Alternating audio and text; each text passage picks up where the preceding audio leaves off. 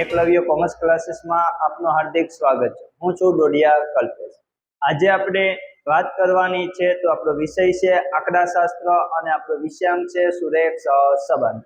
તો વિદ્યાર્થી મિત્રો, એમાં આપણે આગળ ભણી ગયા છે કે ભાઈ સહસંબંધ કોને કહેવાય, સહસંબંધના લક્ષણો ક્યાં ક્યાં હોય છે, સહસંબંધના અભ્યાસની રીતો કઈ કઈ છે, બરોબર। એમાં પણ આપણે જોઈ ગયા કે ભાઈ સહસંબંધમાં તો કે વિકર્ણ આકૃતિની રીત, પછી તો કે ગુણન પ્રદાનની રીત, પછી સ્પીયરમેનની ક્રમાંક સહસંબંધાંકની રીત।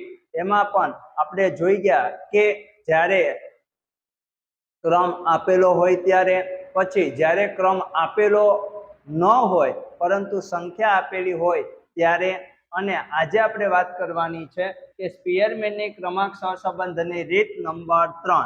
તો ત્રીજી રીત એવું કહે છે કે ભાઈ અવલોકનમાં ગાંઠ હોય। અવલોકનમાં ગાંઠ હોવી એટલે શું? તો કે એકને એક સંખ્યા 2 અથવા 2 થી વધારે વાર હોય તેને અવલોકનમાં ગાંઠ કહેવામાં આવે છે। એટલે આજની આપણી ત્રીજી રીત છે સ્પીયરમેનની ક્રમાંક સહસંબંધાંકની રીત નંબર 3। એમાં કીધું અવલોકનમાં ગાંઠ। અવલોકનમાં ગાંઠ એટલે શું? તો કે એકની એક સંખ્યા છે એ કેટલી વાર હોય તો કે એક કરતા વધારે વખત હોય। જેમ કે 35 35 આ 2 વાર છે, તો આપણે એનો ક્રમ કેટલામો આપવો અહીંયા આપણે કન્ફ્યુઝ થઈએ છીએ, તો તેને કહેવાય અવલોકનમાં ગાંઠ। તો ત્યારે આપણે એનું સૌપ્રથમ તો સૂત્ર જોઈએ। તો આપણું સૂત્ર છે સહસંબંધાંક એટલે કે r બરાબર 1 માઇનસ 6 કૌંસમાં સિગ્મા d નો સ્ક્વેર પ્લસ cf કૌંસ પૂરો છેદમાં n કૌંસમાં n નો સ્ક્વેર માઇનસ 1। હવે વિદ્યાર્થી મિત્રો, આપણે જે સહસંબંધાંકનું સૂત્ર જોઈ ગયા કે r બરાબર 1 માઇનસ 6 સિગ્મા d નો સ્ક્વેર છેદમાં n કૌંસમાં n નો સ્ક્વેર માઇનસ 1। આ ક્યારે કરવાનું છે? તો કે ભાઈ જ્યારે આપણે ક્રમ આપેલો હોય અથવા તો સંખ્યા છે એકવાર આવતી હોય, પરંતુ જ્યારે ગાંઠ હોય છે ત્યારે આપણે આ સૂત્રનો ઉપયોગ કરવામાં આવે છે। અવલોકન છે એક કરતા વધારે વખત હોય ત્યારે આપણે આ સૂત્રનો ઉપયોગ કરી શકીએ છીએ। એમાં શું આવ્યું છે? તો કે 1 માઇનસ 6 સિગ્મા d નો સ્ક્વેર, પણ 6 પછી કૌંસમાં કીધું છે d નો સ્ક્વેર પ્લસ cf છેદમાં n કૌંસમાં n નો સ્ક્વેર માઇનસ 1। એટલે કે અહીંયા એક નવો પોઈન્ટ આવ્યો છે cf, સંચય આવૃત્તિ। cf માં જો વાત કરીએ તો જ્યારે આપણે દાખલામાં cf આપેલું ન હોય ત્યારે cf શોધવા માટેનું સૂત્ર છે તો કે cf બરાબર સિગ્મા કૌંસમાં m નો ઘન માઇનસ m છેદમાં 12 કૌંસ પૂરો।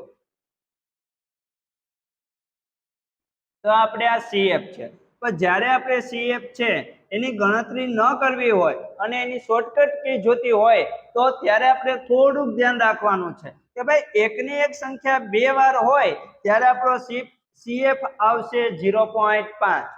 એકની એક સંખ્યા 3 વાર હોય ત્યારે આપણો જવાબ આવશે તો કે 2। એકની એક સંખ્યા 4 વાર હોય ત્યારે આપણો cf આવશે તો કે 5, અને એકની એક સંખ્યા 5 વાર હોય ત્યારે આપણો cf આવશે 10। તો વિદ્યાર્થી મિત્રો, અહીંયા જો તમારે cf નું સૂત્રનો ઉપયોગ ન કરવો હોય તો એના માટેની આ શોર્ટકટ રીત છે એ યાદ રાખજો। 2 હોય ત્યારે 0.5, 3 હોય ત્યારે 2, 4 હોય ત્યારે 5 અને 5 હોય ત્યારે 10। આ શોર્ટકટ યાદ રાખશો તો તમને દાખલો ગણવામાં એકદમ ઈઝી પડશે। નહીતર તમારે તો કે cf નું સૂત્ર મૂકે અને એની ગણતરી કરવી પડશે। તો આપણે દાખલા નંબર વાત કરીએ તો સ્વાધ્યાય 2.3 ના દાખલા નંબર 6 ની વાત કરીએ તો એમાં કીધું છે, તો રકમમાં કીધું છે કે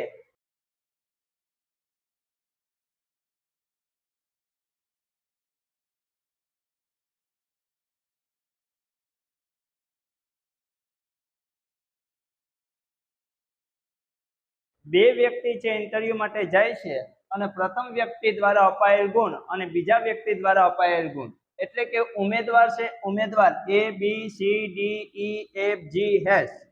એ પછી વાત કરીએ તો પ્રથમ વ્યક્તિ દ્વારા અપાયેલ ગુણ 28 44 10 28 47 35 19 અને 40। બીજા વ્યક્તિ દ્વારા અપાયેલ ગુણ તો 32 45 25 32 41 32 24 અને 38। હવે વિદ્યાર્થી મિત્રો, આપણે શું કરવાનું છે તો એ સૌપ્રથમ આપણે વાત કરશું તો કે ભાઈ આપણે rx અને ry પહેલા તો શોધવું પડે. સૌપ્રથમ શું શોધીએ તો કે સૌપ્રથમ આપણે શોધવાનું છે rx. તો rx વિદ્યાર્થી મિત્રો કઈ રીતે ગોતાય તમને ખ્યાલ જ છે કે ભાઈ પહેલા તો સૌપ્રથમ મોટામાં મોટી સંખ્યા હોય એને આપણે લઈ લેવાનો નંબર 1.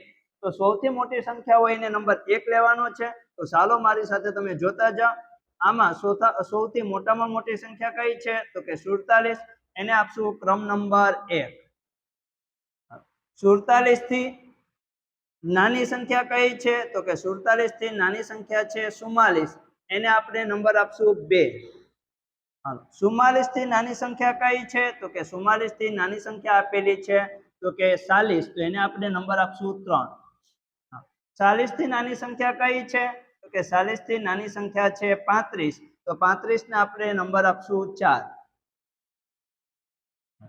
35 થી નાની સંખ્યા કઈ છે તો કે 35 થી નાની સંખ્યા જોઈએ તો 28 છે. તો 28 વિદ્યાર્થી મિત્રો કેટલી વાર છે 2 વાર છે. તો અહીંયા આપણે જોઈએ તો ક્રમ 1 2 3 અને 4 આવી ગયા છે. તો પાંચમો ક્રમ કોને આપવો? પાંચમો ક્રમ 28 ને આપવો કે 28 ને આપવો? તો અહીંયા આપણે બાળકો મોટા ભાગના વિદ્યાર્થી છે કન્ફ્યુઝ થાય છે. પણ વિદ્યાર્થી મિત્રો એકદમ ઈઝી છે.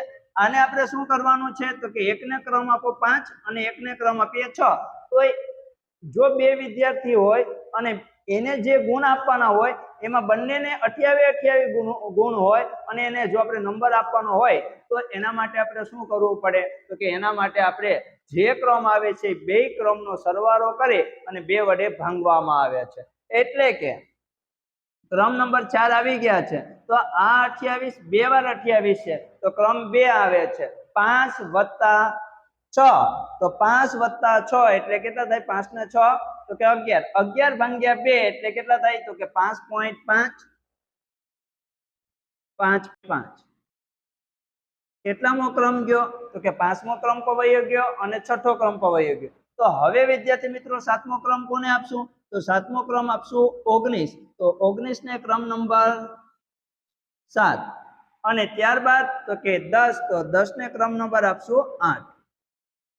તો વિદ્યાર્થી મિત્રો તો હવે આપણે વાત કરવાની છે તો કે ry. તો વિદ્યાર્થી મિત્રો ry કઈ રીતે આપણે શોધી શકીએ છીએ? તો ry શોધવું હોય તો આપણે બીજા વ્યક્તિ દ્વારા અપાયેલ ગુણ છે એને આપણે કહેશું તો કે y. તો આમાં આપણે જે ક્રમ આપવાનો છે તો આમાં મોટામાં મોટી સંખ્યા કઈ છે તો કે મોટામાં મોટી સંખ્યા છે 41. તો 41 ને આપણે નંબર આપશું મોટામાં મોટી સંખ્યા કઈ છે તો કે મોટામાં મોટી સંખ્યા છે 45. તો 45 ને ક્રમ આપશું નંબર 1. ત્યારબાદ શું થશે તો વિદ્યાર્થી મિત્રો 45 થી નાની સંખ્યા કઈ છે તો કે 45 થી નાની સંખ્યા છે તો કે 42. એને આપણે નંબર આપશું 2. હાલો 41. તો 41 થી નાની સંખ્યા હવે કઈ છે તો કે 41 થી નાની સંખ્યા છે તો કે 38. એને આપણે કેટલામો ક્રમ આપશું તો એને આપણે ક્રમ આપશું 3.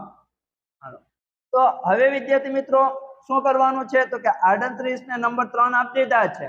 હવે 38 થી નાની સંખ્યા કઈ છે તો કે 32 3 વાર છે. કેટલી વાર છે તો કે 32 3 વાર છે. તો 32 3 વાર હોય તો વિદ્યાર્થી મિત્રો શું કરવું તો કે જ્યારે 32 3 વાર આપેલું હોય તો આપણે છેલ્લો ક્રમ કેટલામો આપેલો છે? ત્રીજો. તો હવે શું કરશું તો કે ચોથો વત્તા 5મો વત્તા 6થો. કેટલી સંખ્યા છે તો કે 3 સંખ્યા છે. હાલો 5 5 ને 4 9 9 ને 6 તો કે 15. 15 ભાગ્યા 3 એટલે કેટલા આવશે તો કે 5 આવશે. તો ચાલો જ્યાં જ્યાં 32 દેખાય છે ત્યાં ત્યાં આપણે મૂકી દઈએ 5 5 અને 5. હવે વિદ્યાર્થી મિત્રો શું કરશું તો ફરી એકવાર આપણે સમજી લઈએ કે ભાઈ જ્યારે આપણે 32 છે એ 3 વાર આપેલા છે તો છેલ્લો ક્રમ કેટલામો હતો તો કે ત્રીજો ક્રમ આવી ગયો છે. તો ચોથો ક્રમ વત્તા 5મો ક્રમ વત્તા 6થો ક્રમ ભાગ્યા તો કે 3 સંખ્યા છે તો 3 વડે ભાંગવાનું. 2 સંખ્યા હોય તો 2 વડે ભાંગવાનું. તો એનો ટોટલ થાય છે 15. 15 ભાગ્યા 3 એટલે કેટલો જવાબ આવશે તો કે 5 આવશે. હાલો એ ત્રણેયમાં 5 મૂકી દઈએ. એ પછી 32 થી નાની સંખ્યા કઈ છે તો કે 32 થી નાની સંખ્યા છે તો કે 25. તો 25 ને ક્રમ કેટલામાં આપશું તો કે 25 ને ક્રમ આપશું 7મો. કારણ કે આપણે 6થો ક્રમ તો આપી દીધો છે. અને ત્યારબાદ 24, તો 24 ને ક્રમ નંબર આપશું 8. હવે વિદ્યાર્થી મિત્રો શું કરવાનું છે તો કે હવે આપણે શોધવાનું છે ડી. તો ડી શોધવા માટેનું સૂત્ર શું છે તો કે ડી બરાબર rx માઇનસ r1. તો ચાલો બાદ કરો. તો કે પેલા આપેલું છે તો કે 5.5 માઇનસ 5, તો જવાબ કેટલો આવશે તો કે 0.5. 2 માંથી 1 જાય તો કેટલા આવશે તો કે 1. 8 માંથી 7 જાય તો કેટલા આવશે તો કે 8 માંથી 7 જાય તો આવશે 1. 5.5 માઇનસ 5 તો કેટલો આવશે તો કે 0.5. 1 માઇનસ 2, તો 1 માંથી 2 જાય તો કેટલા આવે તો કે 1 માંથી 2 જાય તો આવે છે જવાબ -1. 4 માંથી 5 જાય તો કેટલા આવશે તો કે -1. 7 માંથી 8 જાય તો કેટલો આવશે તો કે -1. અને 3 માંથી 3 જાય તો જવાબ કેટલો આવશે તો કે 0. હવે વિદ્યાર્થી મિત્રો ખાસ યાદ રાખવાનું છે સિગ્મા ડી બરાબર કેટલો થવો જોઈએ તો કે સિગ્મા ડી બરાબર 0 જ થવો જોઈએ. તો જોઈ લઈએ 0.5 વત્તા 1 1.5 1.5 વત્તા 1 એટલે 2.5 2.5 વત્તા 0.5 એટલે કેટલો થાય 3. અને એવી જ રીતે -3 છે 1 2 3, તો +3 છે એવી જ રીતે -3 છે. તો સિગ્મા ડી બરાબર કેટલો આવશે તો કે 0. હવે વિદ્યાર્થી મિત્રો શું કરવાનું છે તો કે ડી નો સ્ક્વેર શોધવાનો છે. તો ડી નો સ્ક્વેર શોધવા માટે આપણે શું કરશું તો કે ડી આપેલો છે એનો સ્ક્વેર કરી નાખીએ. તો ચાલો મારી સાથે કરતા જાઓ. 0.5 નો સ્ક્વેર કરો એટલે કેટલો આવશે તો કે 0.25. 1 નો સ્ક્વેર કરીએ તો કેટલો આવે તો કે 1. 1 નો સ્ક્વેર કરીએ તો કેટલો આવે 1. 0.5 નો સ્ક્વેર કરીએ તો કેટલો આવે તો કે 0.25. 1 નો સ્ક્વેર કરીએ તો કેટલો આવે તો કે 1. 1 નો સ્ક્વેર 1, 1 નો સ્ક્વેર 1 અને 0 નો 0. તો સિગ્મા ડી સ્ક્વેર બરાબર, ચાલો પેલા આપેલું છે તો કે 0.25 વત્તા 1 એટલે 1.25 વત્તા 1 એટલે 2.25 વત્તા 0.25 એટલે 2.50 2.50 વત્તા 1 એટલે 3.50 4.50 અને 5.50. તો આપણો સિગ્મા ડી નો સ્ક્વેર કેટલો આવશે તો કે 5.50. હવે વિદ્યાર્થી મિત્રો આપણે શું કરવાનું છે તો કે આપણે સિગ્મા ડી નો સ્ક્વેર મળી ગયો છે તો કે 5.50. તો હવે વિદ્યાર્થી મિત્રો સહસંબંધાંક શોધવો હોય તો સહસંબંધાંકનું સૂત્ર છે r બરાબર તો કે 1 માઇનસ કૌંસમાં સિગ્મા ડી નો સ્ક્વેર પ્લસ cf છેદમાં n કૌંસમાં n નો સ્ક્વેર -1. તો ચાલો વિદ્યાર્થી મિત્રો મૂકી દો 1 ના 1 માઇનસની નિશાની 6 ના 6. સિગ્મા ડી નો સ્ક્વેર કેટલો આવ્યો છે તો કે સિગ્મા ડી નો સ્ક્વેર આવ્યો છે તો કે 5.50 વત્તા cf કેટલો છે તો કે વિદ્યાર્થી મિત્રો આપણે cf આપેલો નથી. તો cf આપેલો ન હોય તો cf ને આપણે શું કરવું પડે તો કે cf ને આપણે શોધવો પડે. તો ચાલો cf શોધવા માટે પહેલા તો આપણે જોઈએ તો cf કઈ રીતે શોધી શકીએ છે તો કે પહેલા આપણે લખવાનું પુનરાવર્તિત સંખ્યા. તો પુનરાવર્તિત સંખ્યા કઈ કઈ છે એનો આપણે ખ્યાલ હોવો જોઈએ. પછી અવલોકન, પછી પુનરાવર્તિત,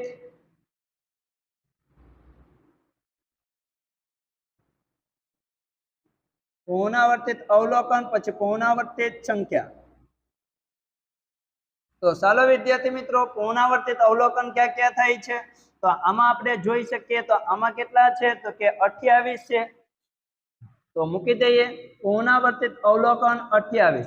28 કેટલી વાર આપેલા છે તો કે 28 2 વાર આપેલા છે. તો અહીંયા આપણે મૂકી દઈએ 2. એ પછી બીજા કોલમમાં જો આમાં બીજી કોઈ સંખ્યા આપેલી છે તો કે નથી આપેલી. ત્યારબાદ બીજા કોલમમાં જો તો પુનરાવર્તિત અવલોકનની સંખ્યા કઈ છે તો કે 32 છે. તો અહીંયા આપણે મૂકી દઈએ 32. પુનરાવર્તિત સંખ્યા 32 કેટલી વાર છે તો કે 3 વાર આપેલી છે. તો મૂકી દઈએ 3. હવે વિદ્યાર્થી મિત્રો શું કરશું તો હવે સૂત્રની મદદથી પણ આપણે દાખલો ગણી શકીએ અને સૂત્રની મદદથી પણ દાખલો ગણી શકીએ અને આપણે શોર્ટકટ રીતે પણ ગણી શકીએ. તો જ્યારે અવલોકન છે 28 બે વાર છે, તો જ્યારે અવલોકન પુનરાવર્તિત અવલોકનની સંખ્યા છે 2 હોય ત્યારે આપણો કેટલા મૂકશું CF? તો કે CF આપણે મૂકશું 0.5. તો અહીંયા લખીએ CF બરાબર 0.5. કેમ હવે વિદ્યાર્થી મિત્રો એની હું ગણતરી કરીને પણ સમજાવું છું. હવે આપણે વાત કરીએ તો જ્યારે 32, તો 32 અવલોકન જે પુનરાવર્તિત અવલોકન છે 32 કેટલી વાર આપેલા છે? તો કે 3 વાર આપેલા છે. 3 વાર આપેલા હોય તો CF કેટલો આવશે? તો કે ત્યારે CF આવશે 2. તો ટોટલ CF કેટલો થાય? સિગ્મા CF બરાબર તો કે 2.5 થશે. કેટલો થશે? 2.5 થશે. તો આપણે મૂકી દઈએ CF બરાબર 2.5. પછી તો કે આપણે સૂત્રની મદદથી કરવું હોય તો પણ કરી શકીએ. તો CF બરાબર આપણું સૂત્ર શું હતું વિદ્યાર્થી મિત્રો? તો કે સિગ્મા m નો ઘન માઈનસ m છેદમાં 12. તો ચાલો પુનરાવર્તિત અવલોકન 28 કેટલી વાર આપેલા છે? તો કે અવલોકન 28 બે વાર આપેલો છે, તો 2 નો ઘન માઈનસ 2 ભાગ્યા 12. તો ચાલો 2 નો ઘન કેટલો થાય? તો 2 નો ઘન થશે 8 માઈનસ 2 ભાગ્યા 12. તો 8 માંથી 2 જાય તો કેટલા વધશે? 6. 6 ભાગ્યા 2 6 ભાગ્યા 12 એટલે કેટલો આવશે? તો કે 0.5. હવે વિદ્યાર્થી મિત્રો શું કરવાનું છે? તો કે 32 અવલોકન કેટલી વાર આપેલા છે? તો કે અવલોકન આપેલા છે 3 વાર. તો આપણું સૂત્ર યાદ હોવું જોઈએ m નો ઘન માઈનસ m છેદમાં 12. તો જે આપેલા છે 3 નો ઘન માઈનસ 3 છેદમાં 12. તો 3 નો ઘન કેટલો થાય? તો કે 27 માઈનસ 3 છેદમાં 12. તો 27 માંથી 3 જાય તો કેટલા વધે છે? 24. 24 ભાગ્યા 12 એટલે જવાબ કેટલો આવશે? તો કે 2. તો હવે વિદ્યાર્થી મિત્રો આ આપણી ગણતરીની રીતે પણ કરી શકીએ અને આપણી શોર્ટકટ રીતે કરી શકીએ છીએ. પણ વિદ્યાર્થી મિત્રો શોર્ટકટ રીત છે તમને એકદમ ઈઝી પડશે. બરોબર, એકદમ ઈઝી પડશે એટલે આનો ઉપયોગ કરશો, આ ગણતરી કરશો તો તમને પેપરમાં છે એ તમને સમય ઘટશે. એટલા માટે આ ગણતરી કરીને પણ દાખલો ગણી શકાય અને આ રીતે પણ ગણી શકાય છે. મેં બંને રીતે તમને સમજાવ્યું છે. જે રીત તમને યોગ્ય લાગે એ રીતે તમે કરી શકો છો. તો 0.5 વત્તા 2 એટલે કેટલો આવ્યો? તો કે 2.5. તો મૂકી દઈએ CF બરાબર 2.5. પછી આપેલું છે n. તો n કેટલો આપેલો છે? તો કે n આપેલો છે 8. પછી તો કે 8 નો સ્ક્વેર -1.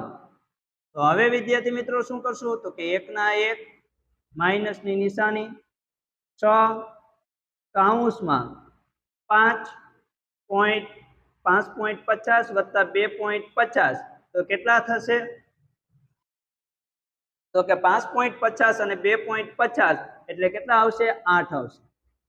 છેદમાં 8 નો 8 8 નો સ્ક્વેર કેટલો થાય? તો કે 64 માઈનસ 1. હવે વિદ્યાર્થી મિત્રો શું કરશું? તો કે 1 નો 1 માઈનસની નિશાની. હવે તો કે 6 અઠા તો કે 6 અઠા 48.